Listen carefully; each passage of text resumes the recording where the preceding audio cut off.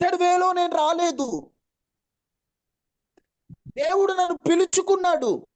దేవుడు నన్ను కావాలని కోరుకున్నాడు. దేవుడు నన్ను కోరుకున్నప్పుడు నేను ఎవరికి ప్రిఫరెన్స్ ఇస్తున్నాను? నేను అసలు ఏం చేస్తున్నాను? నన్ను దేవుడి కాలేజీలో ఎందుకు ఉంచాడు? నన్ను దేవుడి యూనివర్సిటీలో ఎందుకు ఉంచాడు? నేను ఏం చేస్తున్నాననే ఒక ఆలోచన ఎప్పుడైతే నీకు వస్తుందో అప్పుడు రియలైజేషన్ నీలో స్టార్ట్ అవుతుంది. మీకు అర్థమయ్యేటట్లు చెప్తాను. వాస్తవంగా ఈరోజు రిమూవ్ గురించి చెప్పాలి. కానీ ఎందుకో రియలైజేషన్లో కొన్ని పాయింట్స్ హోలీ స్పిరిట్ నాకు జ్ఞాపకం చేస్తున్నారు.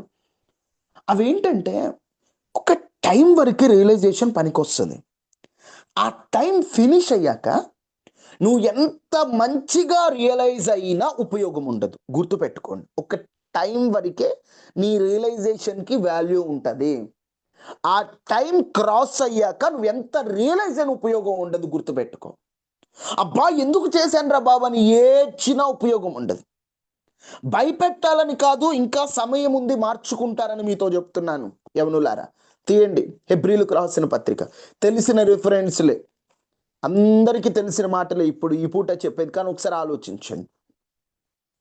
12వ అధ్యాయం 16వ వచనం. హెబ్రీ 12:16. ఒక్క పూట కూటి కొరకు, ఒక్క పూట కూటి కొరకు తన జ్యేష్ఠత్వపు హక్కును అమ్మివేసిన ఏశావు వంటి భ్రష్టుడైనను వ్యభిచారి అయినను ఉండునేమో అని జాగ్రత్తగా చూచుకున్నాడు. ఏశావు ఆ తరువాత ఆశీర్వాదము పొందగోరి కన్నీళ్లు విడుచుచు దానికోసరము శ్రద్ధతో వెతికినను మారు మనసు పొందనవకాశము దొరకక విసర్జింపబడినని మీరెరుగుదురు. అందరికీ తెలిసి రిఫరెన్స్. ఇసాకుకి 2 కుమారులు. పెద్దవాడు ఏశావు, రెండోవాడు యాకోబు.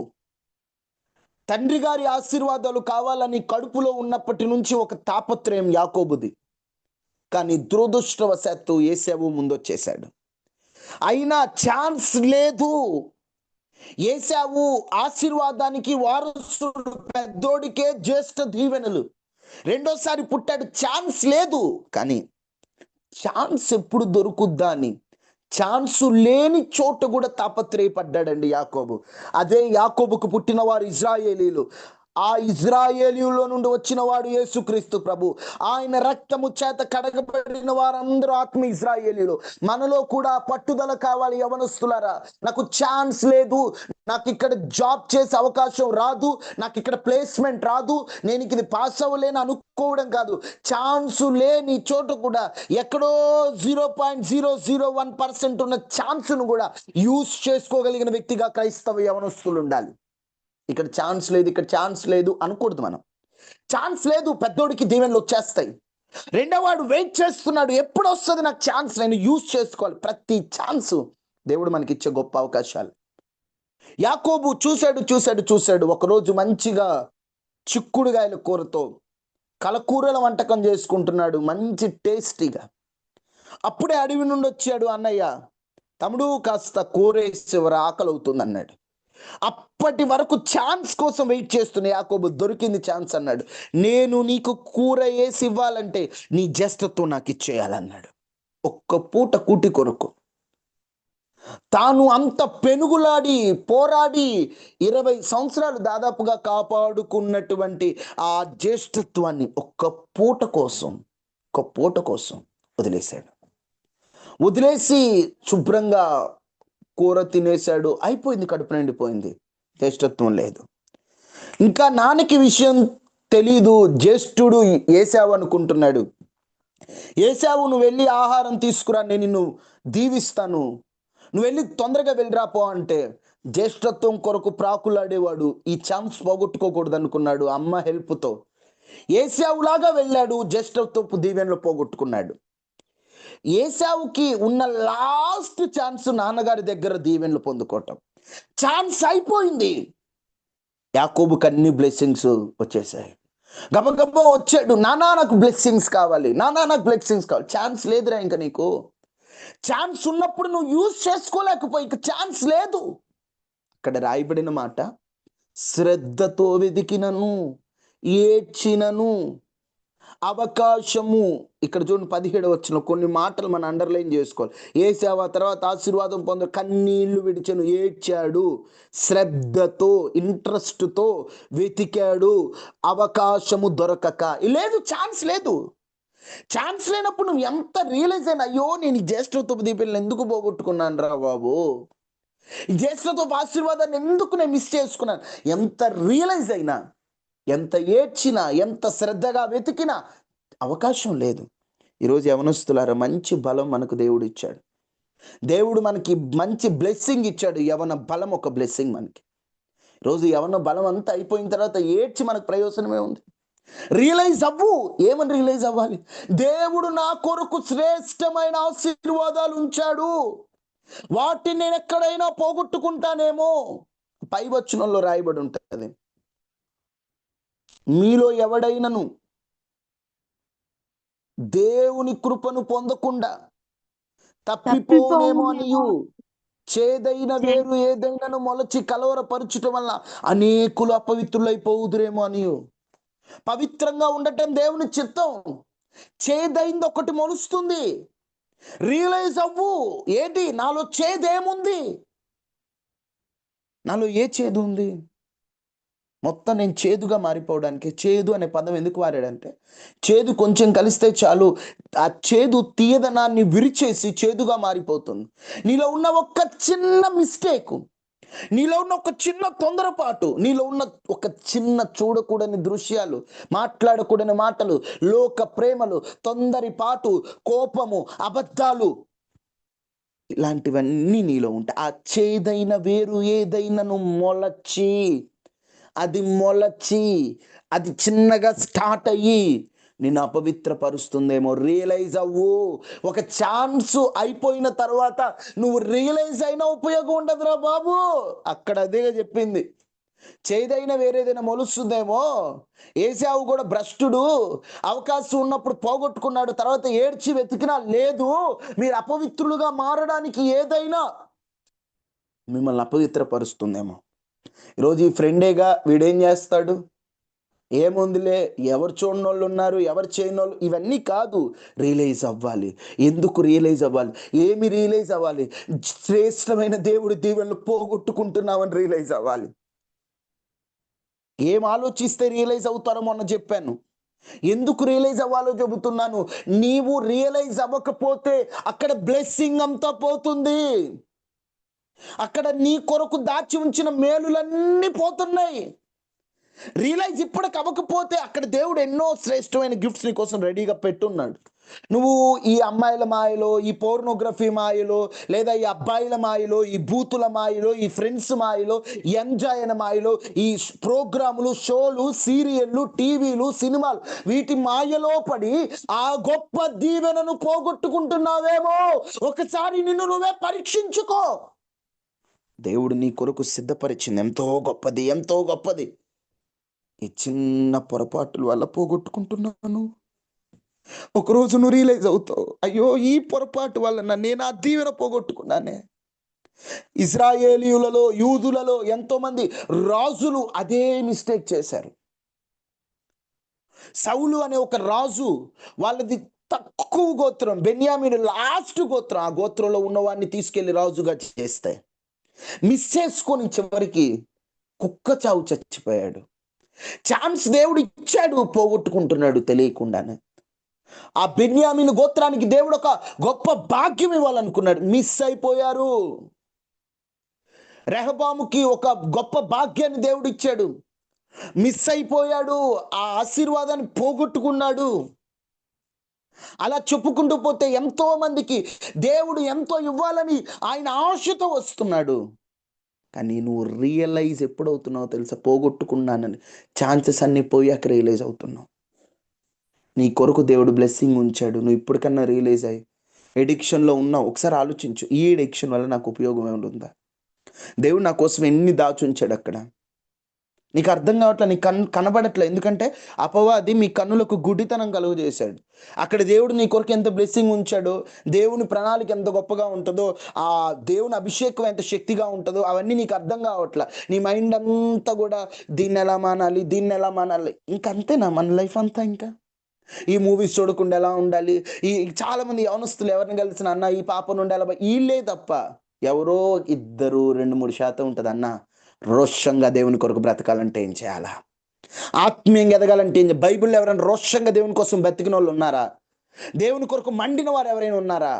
ఇవి తెలుసుకునే స్థాయిలోకి మనం వెళ్ళాలి. రియలైజ్ అవ్వాలి. బ్లెస్సింగ్స్ పోగొట్టుకుంటున్నారు యవనస్తులారా. దేవుడు చాలా మంచి భవిష్యత్తు మీ కొరకు సిద్ధపరుస్తున్నాడు. మన కొరకు చాలా గ్రేట్ బ్లెస్సింగ్ దేవుడు ఉంచాడు.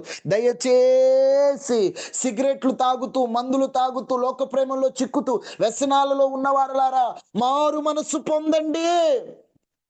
మీకు ఎదురుంటే నమస్కారం పెట్టి చెప్తున్నాను యవనస్తులారా, ఒకసారి మీ దృష్టి మళ్లించండి, రియలైజ్ అవ్వండి. అన్నా నువ్వు రియలైజ్ అవ్వవు అంటున్నావు ఏంటంటే ఒకసారి ఆలోచించు, పరిశుద్ధాత్మ హెల్ప్ తీసుకో. ఎందుకంటే మరి రియలైజ్ అవ్వాలంటే హోలీ స్పిరిట్ హెల్ప్ కావాలి. దేవా నీ ఆత్మ సహాయం ద్వారా నేను ఎక్కడ పడిపోయానో నాకు ఆ జ్ఞానాన్ని తెలియచేయ్యా. అప్పుడు నీకు అర్థమవుతుంది నీ కొరకు ఆశీర్వాదం ఉంది, నువ్వు రియలైజ్ అవ్వాలి. రెండు లూకాసు వార్త 15వ అధ్యాయం, అందరికీ తెలిసిన మాట. 15:16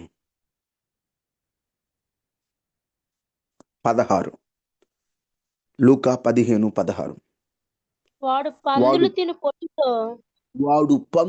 తిను పొట్టుతో తన కడుపు నింపుకొనక్క తను నింపుకొన ఆశపడను కానీ ఎవడును వానికి ఏమీ ఇయ్యలేదు.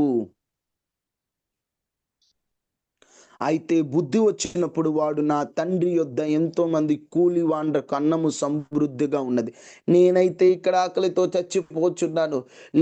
లేచి నా తండ్రి యొద్దకు వెళ్ళి, తండ్రి నేను పరలోకమునకు విరోధంగా నీ ఎదుట పాపం చేసేతని. తప్పిపోయిన కుమారుడు రియలైజ్ అయ్యాడు, నేను తప్పిపోయాను. నాన్న ఇంటి విలువ ఎప్పుడు అర్థమైంది? నాన్న ఇంటి విలువ ఎప్పుడు అర్థమైంది? మా ఇంట్లో సమృద్ధిగా ఉన్నాయి, మా ఇంట్లో ఏం కొదువు లేదు, మా ఇంట్లో అన్నీ ఉన్నాయి ఎప్పుడు అర్థమైంది? స్వరాలు ఎత్తండి. ఎప్పుడు అర్థమైంది నాన్నగారి విలువ, నాన్నగారి ఇంటి విలువ? అర్థం అవ్వట్లేదా? తన ఆస్తి అంతా పోయాక ఆకలితో అల్లాడాక అప్పుడు అర్థమవుతుంది నాన్నగారి ఇంటి విలువ. నాన్నగారి ఇంట్లో ఏముంది? నాన్నగారి ఇంటిలో అన్నం ఉంది, నాన్నగారింటిలో భాగ్యం ఉంది, నాన్నగారింటిలో ఉంగరం ఉంది, నాన్నగారింట్లో కొత్త చెప్పులు ఉన్నాయి, నాన్నగారి ఇంటి దగ్గర క్రొవ్విన దూడ ఉన్నది, నాన్నగారి ఇంటిలో విందు ఉంది. నాన్నగారి ఇంట్లో ఇన్ని పెట్టుకొని ఈ నాన్నగారింటిని కాదనుకొని ఎక్కడికో వెళ్ళాడు, పందుల ఇంటికి చేరాడు. నాన్నగారి ఇల్లు గుర్తొచ్చింది, రియలైజ్ అవుతున్నాడు. ఏమని రియలైజ్ అవుతున్నా? నా నాన్న ఇంటిలో ఎన్నో ఉన్నాయి, నా నాన్న దగ్గర ఎన్నో ఉన్నాయి. ఈరోజు నేను ఆకలితో చచ్చిపోతున్నా, మా నాన్న ఇంట్లో పనోడికి ఉంది విలువ. ఈరోజు నాకు పందులు కూడా విలువ ఇవ్వట్లేదు. రియలైజ్ అయ్యాడు. నాన్నగారి ఇంటి విలువ తెలిసినప్పుడు, నాన్నగారు ఇంటిలో దాచి ఉంచినవి తెలిసినప్పుడు, నాన్నగారి విందు విలువ తెలిసినప్పుడు పరిగెత్తుకుంటూ నాన్న దగ్గరికి వెళ్ళిపోయాడు. ఈరోజు ఎందుకు రియలైజ్ అవ్వాలో తెలుసా? నాన్న ఇంటికి నువ్వు రావడానికి. ఏ నాన్న? పరలోకపు తండ్రి. ఎంతమందికి ఉంది ఆశ తండ్రి ఇంటికి రావాలని? పరలోకములో వేల కోట్ల దేవదూతల మధ్యలో కొనియాడబడుతున్న దేవునితో కలిసి నివసించుటకు పరలోక పట్టణానికి వెళ్ళాలని ఆశ ఉందా? ఎన్ని యుద్ధాలు జరుగుతున్నాయి, ఇరాన్ ఇజ్రాయిల్ యుద్ధాలు, ఎన్నెన్నో యుద్ధాలు మనం వింటూ ఉన్నాం, జరుగుతూ ఉన్నాయి. ఈ యుద్ధాలు జరుగుతున్న సమయంలో నా నాన్న ఇంటికి వెళ్ళే గడియలు దగ్గర పడుతున్నాయి. నేను పరలోకం వెళ్ళాలన్నారు. కానీ ఈరోజు యూత్ అంటున్నారు, నేను పరలోకం వెళ్ళను, నేను ఏంటయ్యా నీ కొరకు అక్కడ అంత సిద్ధపరిచే, నీ కొరకు నువ్వు నివసించుటకు ఆయన అన్ని ఏర్పాట్లు చేస్తాను అనుకోండి. నేను వెళ్ళను అంటే నీకోసం ఆయన ఇంటి విలువ నీకు అర్థమైంది అనుకో, నువ్వు రియలైజ్ అవుతావు. ఈరోజు నేను ఈ పాపంలో పడి నా పరలోకాన్ని పోగొట్టుకుంటున్నానా? ఈరోజు ఒక్క పూట కూటి కొరకు లేదా ఒక్కరోజు ఆనందం కొరకు అక్కడ వేల కోట్ల దేవదూతలతో సృష్టింపబడుతూ యుగ యుగాలు ఉండే పరలోకాన్ని నేను మిస్ చేసుకోవాలా? నాకు వద్దు. నాకు ఈ లోకం వద్దు, ఈ పాపం వద్దు, నాకు పరలోకం వెళ్ళాలి. ఆశ ఉందా? మా నాన్న ఇంటికి నేను వెళ్ళాలి. ఆశ ఉందా? మా నాన్న ఇంటికి నేను వెళ్ళాలి. పరలోకాన్ని ఊహించుకుంటేనే ఎంత బాగుంటుందండి, ఎంత బాగుంటుంది. ఆ పరలోకం, అసలు ఆ యొక్క పరలోకం యొక్క ఊహలు ఆలోచిస్తుంటేనే ఎంత అసలు తను పులకించట్లేదా మీకు? ఎప్పుడన్నా పరలోకం గురించి ఆలోచించారా? ఎప్పుడన్నా ఆలోచించారా ఏమనొస్తున్నారా? అన్ని ఇమాజినేషన్స్ ఆలోచిస్తూ ఉంటారు కదా. పరలోకం గురించి ఎప్పుడైనా ఆలోచించారా? అక్కడ పరలోకంలో ఒక్కసారి నాతో పాటు కలిసి మీరు మ్యూట్లో పెట్టి పాటలు ఒక్కసారి పాడుకుంటూ ఒకసారి ఇమాజిన్ చేసుకోండి ఎంత బాగుంటుందో. మొదటిగా పరలోక మహిమ ఊహించు వేళలోన నా తనువు పులకించనే నిన్ను చేరగా, వరుని చేరిన మధుర క్షణము మదిలోన మెదిలిన తరుణమే నా తనువు పులకించనే నేను చేరగా. పులకిస్తుంది తనువు. ఆ పరలోక మహిమ. ఇదిగో అక్కడ సూర్యుడు అక్కర్లేదంట, ఆయనే సూర్యుడై ప్రకాశిస్తున్నాడట. సూర్యుడు అక్కర్లేదు అక్కడ. అలాంటి ఆ పరలోక పట్టణంలో ఆయనను చూస్తున్నప్పుడు, ఆయన వచ్చి మన దగ్గరికి వచ్చినప్పుడు మనం అందరం ఆ పరలోకంలో అనుభవించే ఈరోజు రియలైజ్ అవ్వచ్చు, ఇది ఎందుకు నాకు ఆ పరలోకం కావాలి, నాకు ఈరోజు ఒక పూట కూటికి ఇవన్నీ కాదు, నాకు పరలోకం అవసరం. పాడతాం కదా, ప్రాణ ప్రియుని స్వర్ణముఖము తేజోమయుని చూడబోదుము, తేజోమయుని చూడబోదుము, అజాదిరాజు మహిమాన్వితుడై మేఘవాహనుడై వచ్చుచున్నాడు. అవినీతియే ఉండని రాజ్యము, ఆకలి దప్పికలు లేని స్వర్ణ రాజ్యము, ఇక కరువు కష్టం వ్యాధి బాధ లేని రాజ్యము, ఇక లంచం మోసం మోహం లేని నిత్య రాజ్యము. పరలోక మహిమను తలచి నీ పాద పద్మములపై ఒరిగి, పరలోక సైన్య సమూహాలతో కలిసి నిత్యానందముతో పరవశించువేళ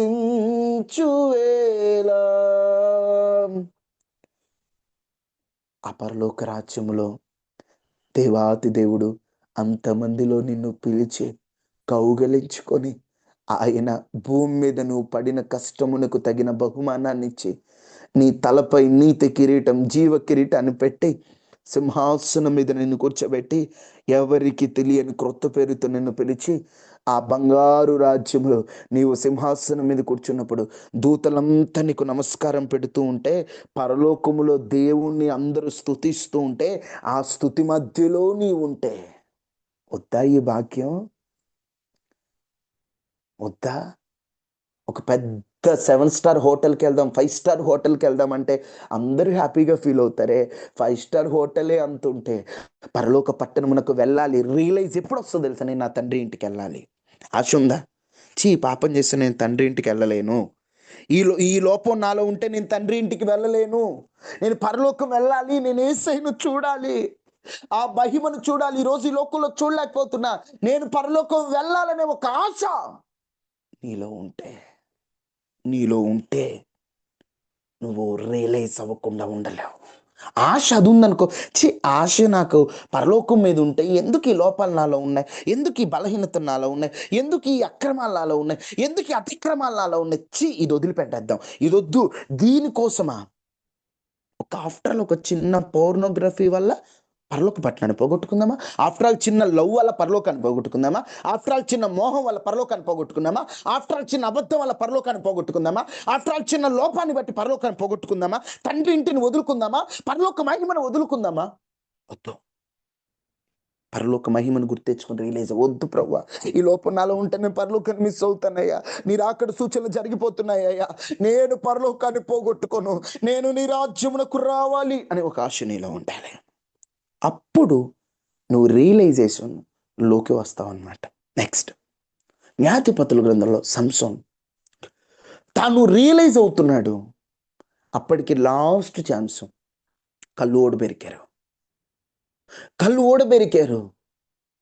తనకి బలం లేదు, తనకు అర్థమైంది తాను చనిపోయే కాలం దగ్గర పడిందని. కానీ తను లాస్ట్లో అడుగుతున్నాడు. అక్కడ రాయబడి ఉంటుంది ఒక మాట, యెహోవా తనను ఎడబాసనని అతనికి తెలియలేదు. దేవుడు తనకు దూరం అయ్యాడని తనకు తెలియలే. ఈరోజు యవనస్తులారా, తెలియకుండానే దేవునికి దూరం అయిపోతున్నా. నువ్వు రియలైజ్ ఏమవ్వాలంటే, నేను దేవుడికి దూరం అయిపోయా, దేవుడు నా దగ్గర లేడు, ఆయన ఆత్మ నాతో లేదు. అందుకే దావీదంటే, నీ ఆత్మ నా దగ్గర నుండి తీసివేయదు అయ్యా, నీ రక్షణ ఆనందం నాకు మరలా కనిపించు అయ్యా, మరలా నాకు కలిగించు అయ్యా. ఎందుకంటే పాపంలో బట్టి రక్షణలో ఆనందించకుండా పాపంలో ఆనందించాను. నాకు కావాలి, నాకు నీ ఆనందం కావాలి, నాకు కావాలి ప్రభువా. అయ్యా, నేను ఆ ఆనందాన్ని మరలా పొందుకోవాలని ఆయన కోరుకున్నట్టు ఈయనకు కూడా కళ్ళు పోయే, ఏమీ లేదు, బలం, చచ్చిపోతానని అర్థమైంది. కానీ లాస్ట్లో ఒక బలం అడుగుతున్నాడు దేవుణ్ణి. ఎందుకో తెలుసా? అయ్యా, నీవు నాకు బలం ఇస్తే బ్రతికున్నంతకాలం ఈ శత్రువులతో నువ్వు ఇచ్చిన బలాన్ని నేను ఉపయోగించుకోలేకపోతాను. ఒక్కసారి నాకు బలం ఇస్తే, ఒక్క బలంతో ఈ గుడిలో ఉన్న వాళ్ళందరినీ కూలగొడతా. ఒక్క బలం, ఒక్క ఛాన్స్ నాకు ఇవ్వు, వీళ్ళందరినీ నేను అంతం చేస్తాను. ఒక్క ఛాన్స్. అవకాశాలు ఉన్నప్పుడల్లా వాడుకోలేదు. లాస్ట్లో ఛాన్స్ అడుగుతున్నాడు. రియలైజ్ అవుతున్నాడు. ఎందుకో తెలుసా? నా శత్రువుల్ని నా కాడ బలం ఉన్నంత కాలం నేను చంపలేకపోయా. నా శత్రువుల్ని నా కాడ దేవుడు బలాన్ని ఇచ్చినప్పుడు నేను చంపలేకపోయా. నా బలం పోయింది. ఇప్పుడైనా నేను శత్రువుని చంపడం మీద దృష్టి పెడతా. ఎందుకు రియలైజ్ అవ్వాలో తెలుసా? నీ పర్పస్ నువ్వు తెలుసుకోవడానికి రియలైజ్ అవ్వాలి. సంసోను విషయంలో దేవుడు కలిగి ఉన్న పర్పస్ తాను చనిపోయేటప్పుడు ఆయన అది నెరవేర్చాడు. ఎందుకంటే దేవుడు బలాన్ని ఇస్తే ఆయన ఒక్కసారి అలా అన్న వెంటనే ఆ గుడి కూలిపోయి ఆ గుడిలో ఉన్న వాళ్ళందరూ చచ్చిపోతారు. అప్పుడు శాంసన్ కూడా హ్యాపీగా చచ్చిపోతాడు.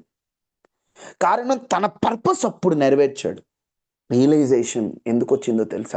తను బ్రతకడానికి కాదు, తను బ్రతకడానికే రియలైజేషన్ వస్తే దేవుడు బ్రతికించేవాడు తనకి దేవుడు ఎందుకు ఇంకా బ్రతకను? ఒక్క ఛాన్స్, నువ్వు ఇచ్చిన పర్పస్, నేను భూమి మీద నువ్వు ఆయుష్ ఆరోగ్యం ఇచ్చినంత కాలం నేను వాడుకోలేకపోయా, లాస్ట్ ఛాన్స్, వీళ్ళు ఎప్పుడైనా చంపుతాను నేను అన్నాడు.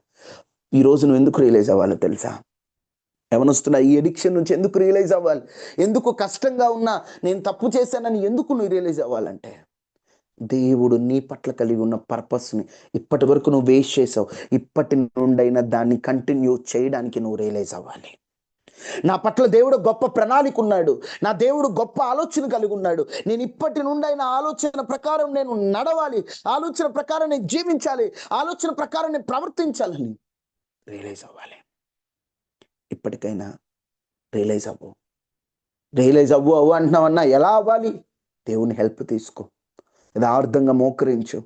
నేనేం తప్పు చేశానో జ్ఞాపకం చేయను. వాటితో పాటుగా దేవుడు నీకు ఇచ్చిన అవకాశాలన్నీ గుర్తుపెట్టుకో.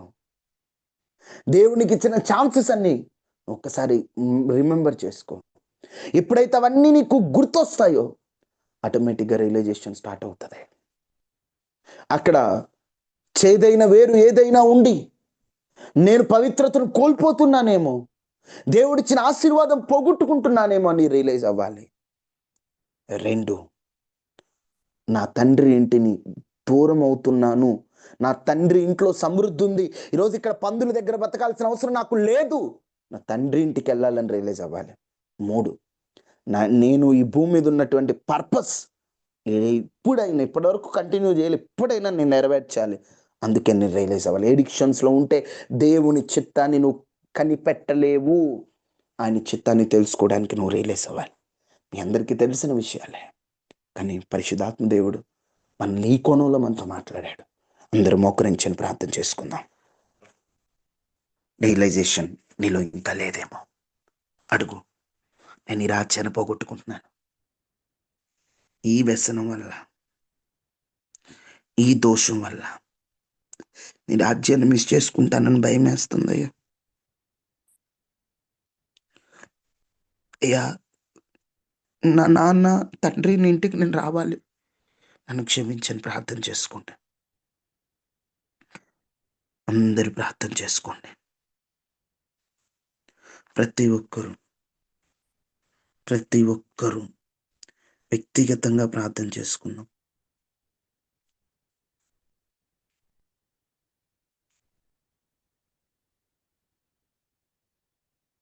ప్రతి ఒక్కరూ ప్రార్థన చేసుకోండి.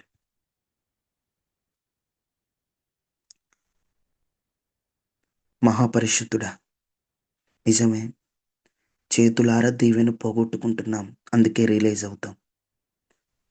అయ్యా, నువ్వు ఇచ్చిన ఛాన్సెస్ మిస్యూజ్ చేసుకుంటున్నాం, అక్కడ బ్లెస్సింగ్ పోగొట్టుకుంటున్నాం, అందుకే రియలైజ్ అవుతున్నాం. నీ ఇంటికి దూరం అయిపోయాం, అందుకే రియలైజ్ అవుతున్నాం. నువ్వు మా ఇళ్ళ కలిగి ఉన్న పర్పస్ని మేము నెరవేర్చలేకపోయాం, అందుకే రియలైజ్ అవుతున్నాం. మాకు రియలైజేషన్ అనుగ్రహించండి.